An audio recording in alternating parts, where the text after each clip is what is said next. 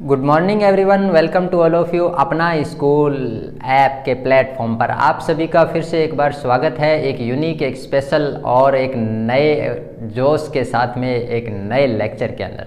तो आज के लेक्चर में कुछ अनोखी चीज़ होने वाली है, तो फटाफट शुरू करते हैं हम आज का लेक्चर शुरू करने से पहले मैं आपको एक छोटी सी इन्फॉर्मेशन दे देता हूँ। और जहाँ तक हमने बेसिक लेवल से एडवांस लेवल तक बहुत सारी चीज़ें अभी तक सीख ली है। आपने अगर किसी कारणवश कोई भी लेसन, कोई लेक्चर आपने कर दिया है मिस किसी वजह से, तो आप उस लेसन को यूट्यूब के चैनल पे भी चेक कर सकते हैं। और अपना स्कूल ऐप के चैनल की प्लेलिस्ट के अंदर आप अपने अकॉर्डिंग टू सब्जेक्ट या अकॉर्डिंग टू डे जो आपने मिस किया है उसके अकॉर्डिंग आप अपना डे है वो कंप्लीट भी कर सकते हैं। तो चलिए फटाफट हो जाइए आप एक्टिव, ताकि क्लास हो जाए और ज़्यादा इफेक्टिव, क्योंकि क्लास में होने वाला है कुछ अनोखा। तो चलिए शुरू करते हैं आज का लेक्चर। ठीक जी, आज के लेक्चर के अंदर हम पढ़ने वाले हैं वर्ब के बारे में। वर्ब, बिल्कुल वही वर्ब जो हम मॉर्निंग में उठने से लेके और रात को सोने तक न जाने हम दिन भर में कितने काम कर देते हैं। वो सारे के सारे काम, जो शब्द मैं बोल रहा हूँ, जो वर्क शब्द बोल रहा हूँ, या फिर मैं ये बात बोलूँ ग्रामेटिकल के अंदर एक्शन। तो which word that show the action, all words are called verb. यानी कि ऐसे वर्ड जो क्या शो करते हो, एक्शन को शो करते हो, उन्हें कहा जाता है वर्ब, उन्हें कहा जाता है क्रिया। फिर वर्ब होती है अपने आप में सिंगुलर और वर्ब होती है प्लूरल। ठीक उसी तरीके से जैसे कि हमने नाउन से जेंडर बनाना सीखा था, नाउन से हमने नंबर बनाना सीखा था। यानी कोई थिंग या फिर कोई नाउन अपने आप में सिंगल है तो वो अपने आप में सिंगुलर कहलाती है। और मोर देन वन हो जाए, यानी एक से ज़्यादा हो जाए, जिसकी भी संख्या जिसको हम काउंट कर रहे हैं वो एक से ज़्यादा है, दैट इज कॉल्ड प्लूरल। तो वो थिंग हो सकती है, नाउन हो सकता है, पर्सन हो सकता है, प्लेस हो सकता है, अपने आप में प्रोनाउन हो सकता है। सब की सब चीज़ें नाउन और प्रोनाउन से ही ली गई है, कोई ज़्यादा अलग नहीं है। तो मैं यहाँ पर डिस्कस कर रहा हूँ सिंगुलर और प्लूरल के बारे में। पहले इसके ऊपर अच्छे से डिस्कस करते हैं, क्योंकि आज के टॉपिक में कुछ ऐसा ही हम लेकर आए हैं। देखिए सिंगुलर अभी अभी मैंने जैसे बताया कि that digits, that place, that thing, that animal, या फिर कोई भी ऐसी ब्रह्मांड की चीज़, स्पेस की ऐसी कोई चीज़ जिसको हम काउंट कर सकते हैं और काउंटिंग में आए only one, only single, that time वह चीज़ें क्या होगी, सिंगुलर होगी। ठीक है, ये तो बात हुई नाउन के लिए। ऐसे ही नाउन की चीज़ों को जब हम काउंट कर रहे हैं और काउंट करने के बाद में उनकी संख्या एक से ज़्यादा आ जाए, तब वह हो जाएगी अपने आप में प्लूरल। तो आज की क्लास के अंदर हम स्टार्ट करने जा रहे हैं हेल्पिंग वर्ब हैज़ और हैव के यूज को। हेल्पिंग वर्ब, आपको याद होगा कि हमने एक चैप्टर पढ़ा था टेंस का, और टेंस के चैप्टर में there are 3 kinds of the tenses. First is the present tense, second is the past tense and third is the future tense. Each tense have 4 part. प्रत्येक टेंस के अपने 4 part के बारे में बात की थी, और प्रत्येक टेंस के 4 पार्ट के अंदर खास बात यह थी कि सारे के सारे नाम थे सेम। चलिए मैं आपको डिस्प्ले पे दिखा देता हूँ वो नाम कौन कौन से थे। चलिए, ये लग चुकी है हमारे पास में डिस्प्ले, और डिस्प्ले में आ चुके हैं नाम। फर्स्ट नेम आ जाता है इंडेफिनेट, सेकंड नाम आ जाता है कंटिन्यूस, और थर्ड नंबर आ जाता है परफेक्ट का, और फोर्थ नंबर आ जाता है परफेक्ट कंटिन्यूस। तो आई होप सो दैट आप अब क्लास को रिवाइज करते करते समझ गए होंगे, क्योंकि क्लास में हमने देखा था कि ये जो चारों के चारों पार्ट थे, चारों के चारों पार्ट हमें पढ़ने थे प्रेजेंट टेंस के साथ, पास्ट टेंस के साथ और फ्यूचर टेंस के साथ में। जब हम इन टेंस को पढ़ रहे होते हैं उसी समय इन टेंस के नेम के आगे इन नेम को भी क्या कर देते हैं हम, ऐड। फॉर एग्जाम्पल प्रेजेंट के जब नाम पढ़ेंगे तो कुछ इस तरीके से पढ़ लेते हैं हम, present indefinite tense, present continuous tense, present perfect tense and present perfect continuous tense. After then हमारे पास में सेकंड लिस्ट आ जाती है past indefinite tense, second past continuous tense and after then past perfect tense, और फिर आ जाती है पास्ट परफेक्ट कंटिन्यूस टेंस। अब नेक्स्ट लिस्ट की अगर बात करें तो नेक्स्ट लिस्ट आ जाती है फ्यूचर की, और फ्यूचर का नाम सुनते ही तो हमारा रोम रोम है वो रोमांचित हो जाता है, क्योंकि हम जानना चाहते हैं कि क्या होने वाला है हमारे फ्यूचर में, क्या आने वाले हैं हमारे एग्ज़ाम के रिजल्ट्स। बिल्कुल बेसब्री से रहता है इंतज़ार, और हर व्यक्ति चाहता है अपने फ्यूचर के बारे में जानना। बट ग्रामेटिकल के अंदर फ्यूचर के अंदर कुछ अलग चीज़ें होती है। वो कौन कौन से नाम हैं उसको भी देख लेते हैं। नाम आते हैं future indefinite, future continuous, future perfect and future perfect continuous. तो इस तरीके से अगर मैं बात करूं कि 4 पार्ट थे ईच टेंस के थे, और ईच टेंस के साथ में नाम जब बन जाते हैं तीनों टेंस के, तो 4 × 3 = 12, यानी कि 12 टेंसेज की पॉसिबिलिटी बन जाती है इन टेंसेज के नेम के कंप्लीट रीड आउट करने के बाद में। तो इतनी बात तो हमारे को समझ में आई हुई है। अब हमने एक चैप्टर पढ़ा था वर्ब का, और वर्ब के चैप्टर में हमने देखा था कि वर्ब वर्ब यानी कि क्रिया, और क्रिया यानी कि हम जो मॉर्निंग में उठने से लेके इवनिंग सोने तक जितने करते हैं हम काम, या कोई हो रहा है आपके सामने वर्क, वो सारे के सारे एक्शन, सारे के सारे जो वर्क हैं वो अपने आप में क्या हैं, क्रिया हैं। अभी हमने वर्ब की डेफिनेशन देखी ही थी स्टार्टिंग के अंदर में ही। तो चलिए फिर से मैं आपको डेफिनेशन बता देता हूँ, डेफिनेशन क्या होती है, और साथ के साथ देख लेते हैं सिंगुलर और प्लूरल का भी क्या रूल होता है, और उस रूल को कर लेते हैं हम आइडेंटिफिकेशन। रूल को मैं आपको समझाता हूँ डिस्प्ले बोर्ड के ऊपर, ताकि आप ध्यान से उस चीज़ को समझ पाएँ। चलिए देखिए डिस्प्ले लगी हुई है, और उसके अंदर समझ लेते हैं हम हमारे रूल्स रेगुलेशन को। Word that show the action all words are called verb, यानी कि ऐसे वर्ड जो क्या शो करते हो, एक्शन को शो करते हो, उन्हें कहा जाता है वर्ब, उन्हें कहा जाता है क्रिया। चलिए अब तो आपको रूल आ गया है समझ में। अब आज के टॉपिक के अंदर जो हम हेल्पिंग वर्ब लेके आए थे हैज एंड हैव, देखिए जब हमने अभी बात की थी सिंगुलर और प्लूरल के बारे में, तो हमने देखा कि सिंगुलर का मतलब हो गया अपने आप में एक, यानी ओनली ऑन वन, और जब हमने बात की प्लूरल के बारे में तो हमने देखा मोर देन वन, यानी कि एक से ज़्यादा जब संख्या हो जाती है तो वो क्या कहलाना लग जाता है, प्लूरल कहलाने लग जाता है। ठीक इसी प्रकार से इन हेल्पिंग वर्ब की अगर बात करें तो हेल्पिंग वर्ब हैज और हैव है वो निकल कर आती है प्रेजेंट परफेक्ट टेंस से। हैज और हैव का मतलब अपने आप में किसी भी पोजीशन को या फिर कोई चीज़ आपके पास में है उस रखने के भाव को व्यक्त करती है ये क्रिया। आपके पास में बहुत सारी बुक्स है तो आप बोल सकते हो आई हैव मैनी बुक्स। आपके पास में बहुत सारे अलग अलग कलरफुल ड्रेसेज है तो I have many colourful dresses. आप इस प्रकार से किसी भी चीज़ को अपने पास रखते हैं या रखने का भाव रखा जाता है किसी भी सेंटेंस में, तब हमें यूज करना होता है हैज और हैव को। बट हैज हेल्पिंग वर्ब जो है वो अपने आप में यूज की जाती है सिंगुलर सब्जेक्ट के साथ में। सिंगुलर सब्जेक्ट के साथ में कहने का मतलब है सब्जेक्ट होता है जिसका मीनिंग निकल कर आता है कर्ता, और कर्ता का मतलब हम इंग्लिश में बोलते हैं उसको डूअर, यानी कि काम करने वाला। किसी भी सेंटेंस में अगर हमें कर्ता ढूंढना हो, डूअर फाइंड करना हो, दैट टाइम हम क्वेश्चन पूछ लेते हैं वर्ब से ही। हम ऐसा भी कह सकते हैं कि किसी भी सेंटेंस का सबसे इम्पोर्टेंट जो पार्ट होता है वो वर्ब ही होता है, इसीलिए हमने वर्ब के बारे में अभी ठीक से पढ़ा था। वर्ब के पूरे चैप्टर को भी अपन डिफाइन कर चुके हैं। अगर आपका किसी कारणवश वह लेसन भी मिस हो गया है तो आप उस लेसन को उस डे नंबर में जाके देख सकते हैं। वहाँ पर हमने पूरी कंप्लीट वर्ब के टाइप, वर्ब के ऑब्जेक्ट बेस, वर्ब के फॉर्म, टोटल पोर्शन है वो क्लियर किया था।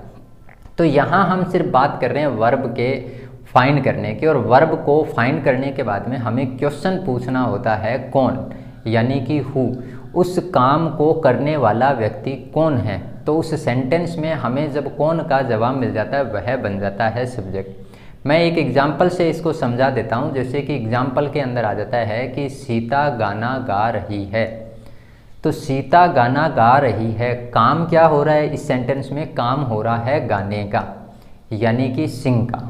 तो सिंग इसके अंदर वर्क हो रहा है एक तरह का। तो वर्क से हम क्वेश्चन पूछते हैं कि गाना कौन गा रहा है, हु इज़ द सिंग।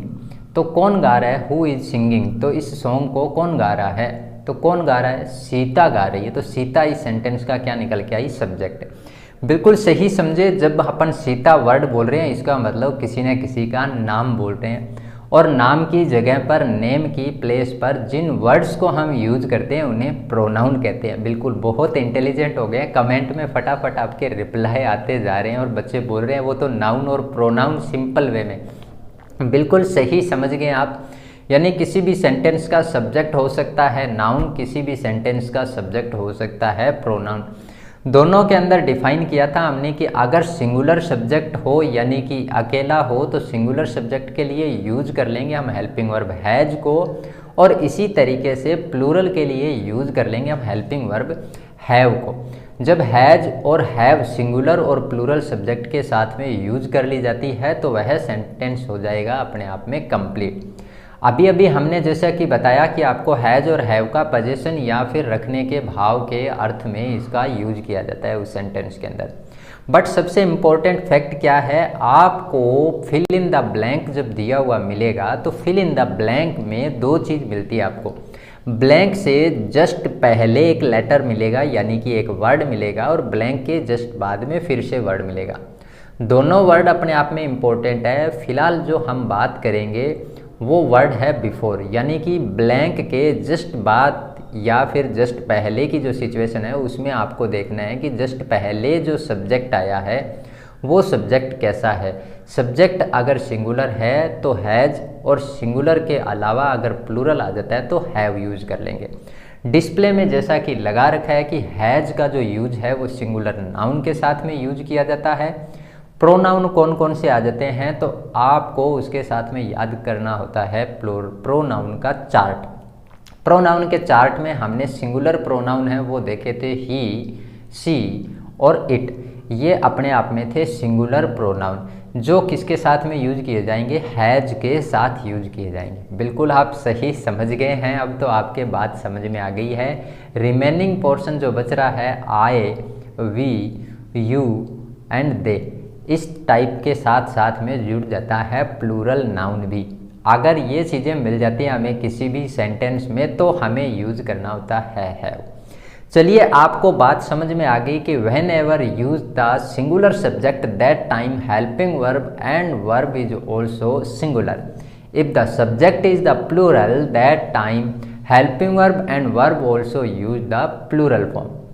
यानी कि सब्जेक्ट सिंगुलर तो आगे की चीज़ें सब सिंगुलर के अकॉर्डिंग चलेगी, और आगे सब्जेक्ट अगर प्लूरल हो जाता है तो बाकी रिमेनिंग चीज़ें भी हेल्पिंग वर्ब और वर्ब वो भी कैसी चलेगी, प्लूरल ही चलेगी। तो हैज हो गया कुल मिला के सिंगुलर फॉर्म और हैव हो गया प्लूरल फॉर्म।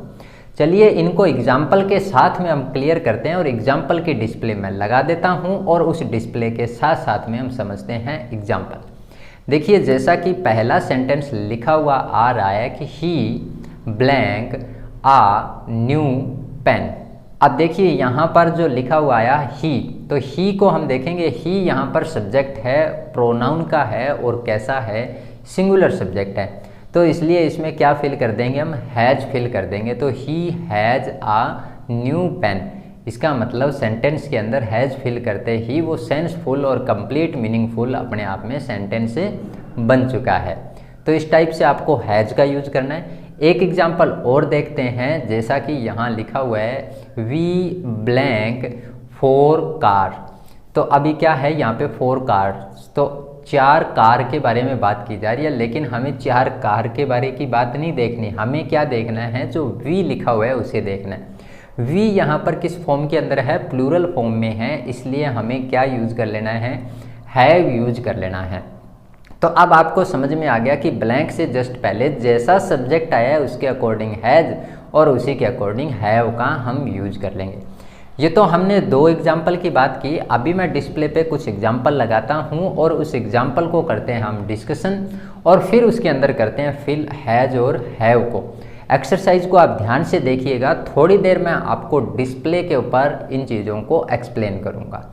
तो are you ready for the exercise? चलिए बहुत अच्छी बात, यस यस यस, थम थम थम थम थम, बहुत बढ़िया। सारे बच्चे देखो, आज तो बहुत सारे बच्चे आ रहे हैं पढ़ने के लिए, क्या बात है। बीच बीच में कुछ बच्चे गायब हो गए थे, खैर कोई बात नहीं। चलिए बहुत अच्छी बात है, आज तो कुछ रखने के भाव की बात की जा रही है। अच्छा, बहुत सारा नॉलेज भी है आपके पास में, बिल्कुल बहुत बढ़िया बात है।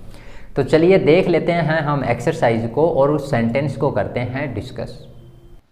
फर्स्ट एग्जांपल दे रखा है आई ब्लैंक आ फिश, तो इसमें आई सब्जेक्ट दिया हुआ है प्लूरल, तो इसलिए इसमें यूज कर लेंगे हम हैव का, तो आंसर आ जाएगा हैव। तो सेंटेंस बन जाएगा आई हैव आ फिश। चलिए बढ़ते हैं नेक्स्ट सेंटेंस की ओर। नेक्स्ट सेंटेंस आ जाता है यू ब्लैंक टू डॉग्स, तो यू भी प्लूरल सब्जेक्ट है, तो प्लूरल सब्जेक्ट के अकॉर्डिंग हमें फिल करना है हैव, तो यहाँ पर भी आ जाएगा हैव, तो यू हैव टू डॉग्स। बढ़ते हैं नेक्स्ट सेंटेंस की ओर। नेक्स्ट सेंटेंस में आ जाता है ही ब्लैंक आ ब्लू कार। अब ही को ध्यान से देखने पे पता चलता है कि ये सिंगुलर प्रोनाउन है, पर्सनल प्रोनाउन थर्ड पर्सन से आया है। ही सिंगुलर है, इसलिए अब की बार हम फिल करेंगे हैज, तो यहाँ पे बन जाएगा he has a blue car. फिर एक एग्जाम्पल और दे रखा है, इस एग्जाम्पल में लिखा हुआ है मैरी ब्लैंक आ बाइक। अब मैरी जो वर्ड लिखा हुआ है वो नाउन से आया है, यानी कि किसी का नाम दिया हुआ है, तो हमने बताया था जब भी नाउन का सिंगुलर नाउन दिया हुआ हो तब हमें क्या यूज़ करना है, हैज यूज़ करना है, तो हम यूज़ कर लेंगे यहाँ पे हैज वर्ड को। तो पूरा सेंटेंस बन जाएगा मैरी हैज आ बाइक, तो इस तरीके से इसमें हैज फिल करना है। फिर आ जाता है वी ब्लैंक आ कंप्यूटर, तो वी है वो प्रोनाउन का एक अपने आप में प्लूरल सब्जेक्ट है, और प्लूरल सब्जेक्ट होने की वजह से पे यहाँ पे हेल्पिंग वर्ब आ जाएगी हैव, तो फिर इसमें फिल कर देंगे वी हैव आ कंप्यूटर। तो इस तरीके से आपको सब्जेक्ट सिंगुलर अगर दिया हुआ है तो हैज फिल करेंगे, और सब्जेक्ट प्लूरल दिया हुआ है तो आप हैव फिल कर लेंगे। चलिए बढ़ते हैं अब आगे। एक्सरसाइज के अंदर कुछ सेंटेंसेस थे, इस पे अभी हमने किया डिस्कस, और आपको वो सारे के सारे सेंटेंसेस समझ में आ गए हैं। आज के टॉपिक के अंदर हमारे पास में कुछ इंपॉर्टेंट थिंग आई थी, इनको मैं एक बार रिवाइज करता हूँ और पीछे की क्लास को भी करता हूँ इसके साथ में कनेक्ट। देखिए क्लासेज जब हमने स्टार्ट की थी तो हमने स्टार्टिंग के क्लासों के अंदर स्टार्ट करने के लिए सबसे पहला पोर्शन हमने पढ़ा था अपने आप में लैंग्वेज को। तब हमने बात की थी कि किसी भी लैंग्वेज की जो स्टार्टिंग की जाती है वो उसके अल्फ़ाबेट से की जाती है। तो आज सोचिए आप, हमने क्लासेज को वापस से बिगनिंग पोर्शन से बेसिक लेवल से जब स्टार्ट किया था तो वहाँ पे अल्फ़ाबेट से क्लास स्टार्ट की थी, और बढ़ाते बढ़ाते इस क्लास को आज इस लेवल तक आ गए हैं कि सेंटेंस के अंदर जितने पोर्शन दिए हुए हैं सारे के सारे पोर्शन हमने अच्छे से पढ़ लिए हैं। यानी कि सेंटेंस में आए हुए subject, helping verb, verb, object, subject क्या है, प्रेडिकेट क्या है, कौन सी हेल्पिंग वर्ब को किसके अकॉर्डिंग यूज करना है, सब्जेक्ट कैसे हो सकते हैं, सब्जेक्ट के according noun, pronoun, part of speech के पोर्शन में एडजेक्टिव, वर्ब के बारे में हमने कंप्लीट इन्फॉर्मेशन पढ़ी है। आई होप सो दैट सारे के सारे लेक्चर आपने बिल्कुल कंटिन्यू देखे होंगे और बहुत अच्छे से आपके डाउट और कंसेप्ट हो गए होंगे क्लियर। तो चलिए मैं रिवाइज की बात कर रहा था, हमने एक टॉपिक पढ़ाया था, उसके अंदर आया था is, are and am. Is, are और एम के अंदर सबसे जो इम्पोर्टेंट पोर्शन आ जाता है उसमें हमने देखा था कि इज को हमें यूज करना था सिंगुलर सब्जेक्ट के साथ में, और आर को यूज करना था प्लूरल सब्जेक्ट के साथ में। वहाँ पे अपने आप में एक हेल्पिंग वर्ब अलग निकल कर आई थी, और वो हेल्पिंग वर्ब निकल के आई थी एम, यानी ए एम एम, जिसका यूज ओनली ऑन किसके साथ करना था, आई के साथ करना था। वो अपने आप में वहाँ पर टेंस की एक ऐसी हेल्पिंग वर्ब थी जिसके अंदर हमारे पास में 3 हेल्पिंग वर्ब दी हुई थी। बाकी पूरे के पूरे 12 के 12 टेंस जब हम पढ़ते हैं तो पूरे 12 टेंस के अंदर टोटल हमें 22 हेल्पिंग वर्ब पढ़नी पड़ती है, बट एक अपने आप में कंटिन्यूस, और वो भी प्रेजेंट कंटिन्यूस, जिसके अंदर हमें 3 हेल्पिंग वर्ब के बारे में डिस्कशन करना था, और तीनों के तीनों हेल्पिंग वर्ब हम अच्छे से पढ़ चुके थे। फिर हमने देखा था कि वॉज का यूज कैसे किया जाए और वर का यूज कैसे किया जाए। तो सेम पैटर्न वही था कि अगर वॉच के अंदर सिंगुलर फॉर्म आएगी तब हमें अपने आप में सिंगुलर सब्जेक्ट के साथ में यूज करना था, और वर्ब के साथ में भी सेम सिचुएशन थी कि हमें प्लूरल नाउन और प्रोनाउन को देख के वर्ब को फिल करना था। अच्छा, आज के टॉपिक में हमने हैज और हैव को देखा। अब मैं ये बात रिवाइज इसलिए कर रहा हूँ, अगर आप इनके मैं सारे वर्ड कॉमन से सारी डिस्प्ले हटाता हूँ, एक कॉमन डिस्प्ले लगाता हूँ। देखिए आप डिस्प्ले में सबसे पहले ऊपर ऊपर लिखा हुआ आ रहा है is, are, am, second number पे लिखा हुआ आ रहा है वॉज, वर, और नीचे लिखा हुआ आ रहा है हैज, हैव। आप इनकी स्पेलिंग पढ़ के देखेंगे ध्यान से तो आज आप होने वाले हैं सरप्राइज, वंडरफुल। आज तक आपने कितनी बार न जाने क्लास टाइम में, टेस्ट टाइम में, बुक रीड करते समय, आपके टीचर ने पढ़ाते समय ज़रूर से इन स्पेलिंग को बहुत बार आपको रिवाइज कराया होगा, बट मैं अपने आप में कंफर्म हूँ कि ये जो आज बात बताने वाला हूँ ये आपने नहीं देखी होगी। देखिए, तीनों हेल्पिंग वर्ब की मैं स्टार्टिंग की अगर बात करूं तो सबसे पहली लाइन के अंदर इज लिखा हुआ है, जिसकी स्पेलिंग का लास्ट लेटर लिखा हुआ आ रहा है एस। ठीक इसी तरीके से उसके नीचे लिखा हुआ आ रहा है वॉज, जिसका भी लास्ट लेटर आ रहा है एस। इसी प्रकार से आप हैज की स्पेलिंग में जाएंगे तो लास्ट लेटर मिल रहा है एस। और कितनी अपने आप में कोइंसिडेंटली बात है कि जो टीचर आज आपको पढ़ाने जा रहे हैं उनके नेम का फर्स्ट लेटर भी है एस, यानी सागर सर। चलिए, बहुत अच्छी बात है, ये तो सारे के सारे कोइंसिडेंटली। और सबसे इम्पोर्टेंट बात है कि सारी चीज़ों को क्लियर करने के लिए बैठे हुए हैं हमारे सामने स्टूडेंट, जिसकी स्पेलिंग भी एस से शुरू हो रही है। क्या है इस एस का राज? देखिए, अपने आप में नाउन से जब हम सिंगुलर बनाते हैं तो सिंगुलर के लिए स्पेलिंग स्टार्ट होती है एस। अब आप बात समझ गए होंगे कि जब जब हेल्पिंग वर्ब की स्पेलिंग का लेटर अगर लास्ट में एस मिल जाता है तो वह सिंगुलर सब्जेक्ट के साथ में यूज की जाएगी, और रिमेनिंग हेल्पिंग वर्ब है वो प्लूरल सब्जेक्ट के साथ यूज की जाएगी। अच्छा, इतनी बड़ी बात हमने अब एक साथ इसलिए कनेक्ट करके बताई है कि हम सारी हेल्पिंग वर्ब को कैसे कैसे यूज किया जाएगा इसके ऊपर तो डिस्कशन कर नहीं सकते। तो हमने एक शॉर्ट ट्रिक बना ली कि जब जब आपको जिसकी भी स्पेलिंग पढ़ने को मिले हेल्पिंग वर्ब की और उसका लास्ट लेटर मिल जाए आपको एस, तो याद कीजिए कि सागर सर का एक ही फॉर्मूला था कि स्टूडेंट को पढ़ाने के लिए एस फॉर था सिंगुलर।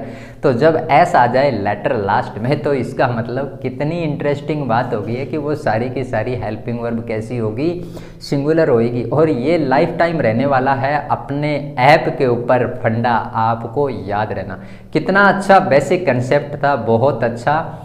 तो आप इस टाइप से भी किसी भी चीज़ को लर्न करते समय, रिवाइज करते समय इस टाइप से लर्न कीजिए ताकि वह क्लासें आपको अच्छे से याद रहे। हमारे अकॉर्डिंग तो आप ज़्यादा चीज़ों को समझेंगे तो बहुत अच्छा रहेंगे, क्योंकि याद करने के लिए हमारे पास में मैटर बहुत ज़्यादा है, बट कनेक्टिविटी किसी भी चीज़ को करने के बाद में उस चीज़ का आप लॉन्ग ड्यूरेशन भी लेके चल सकते हैं। आई होप सो दैट अब तो आपको सारी चीज़ें हो गई होगी क्लियर।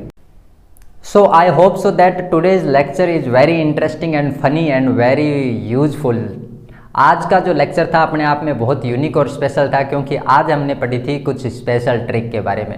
तो ज़रूर से कीजिएगा इस टाइप के ट्रिकी वीडियो को आप शेयर, जितना करेंगे आप शेयर उतना करेंगे अपना स्कूल ऐप का आपका केयर।